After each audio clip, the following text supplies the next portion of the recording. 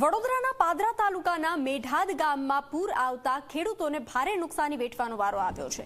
વિશ્વામિત્રી નદી અને ઢાઢર નદીમાં પાણીથી ભારે તારાજીના દ્રશ્યો સર્જાયા હતા। ખેડૂતોના હજારો એકર ખેતરોમાં ઊભા પાકને ખૂબ મોટું નુકસાન થવા પામવાનું છે।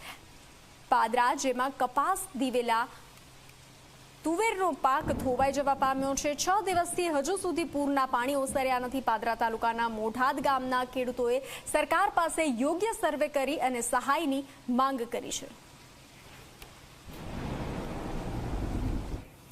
ઉપરવાસમાં ભારે વરસાદના કારણે પાદરા તાલુકામાં છે તે વિશ્વામિત્રી તેમજ ઢાઢર નદીમાં પૂર આવ્યું હતું, જેમાં પાણી છોડતાની સાથે પૂર આવ્યું હતું। ત્યારે પાદરા તાલુકાના 10 જેટલા ગામોમાં ભારે અસર જોવા મળી રહી છે। ચોક્કસપણે આપ જોઈ શકો છો કે તમામ જે કપાસ છે તે આ ખેડૂતનો બળી જવા પામ્યો છે।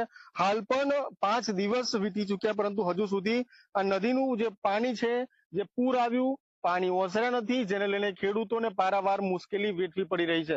આપ તમામ દ્રશ્યો છે તે G24 કલાકના પ્લેટફોર્મ પર જોઈ શકો છો કયા પ્રકારની સ્થિતિનું નિર્માણ થવા પામ્યું છે। એક તરફ બીપરજોય વાવાઝોડું તેમજ તોકતે વાવાઝોડું, ત્યારબાદ છે તે ખેડૂતોને આ પૂર આવ્યું, જેમાં તમામ ખેડૂતો છે તે માથે હાથ દઈ રોતા હોય તે પ્રકારની સ્થિતિનું નિર્માણ થવા પામ્યું છે। પાદરા તાલુકાના 10 જેટલા ગામો છે, મેઢાદ, હુસેપુર, વીરપુર, સાદડ તેમજ કોઠવાડા સહિતના અલગ અલગ ગામો છે। તમામ ગામોમાં આ જ પ્રકારની સ્થિતિનું નિર્માણ થવા પામ્યું છે। ખેડૂતો તંત્ર પાસે એ પ્રકારની માંગ કરી રહ્યા છે કે વહેલી તકે આજે તમામ જે પાક બળી જવા પામ્યો છે તેનો સર્વે કરવામાં આવે। સર્વે કરી અને સરકાર દ્વારા વહેલી તકે ખેડૂતોને યોગ્ય વળતર આપવામાં આવે તે પ્રકારની માંગ કરવામાં આવી રહી છે।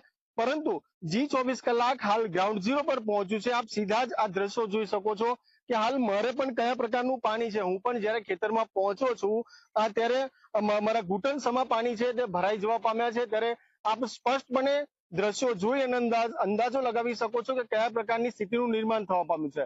તમામ જે પાક છે બળી જઈને ખાક થઈ જવા પામ્યો છે। તો તમામ ખેડૂતો એક પ્રકારની માંગ કરી રહ્યા છે કે વહેલી તકે સરકાર દ્વારા આજે યોગ્ય સર્વે કરી અને ત્યારબાદ ખેડૂતોને વળતર ચૂકવવામાં આવે। કેમેરામેન સંતોષ માલી સાથે મિતેશ માલી, ઝી મીડિયા, વડોદરા, પાદરા।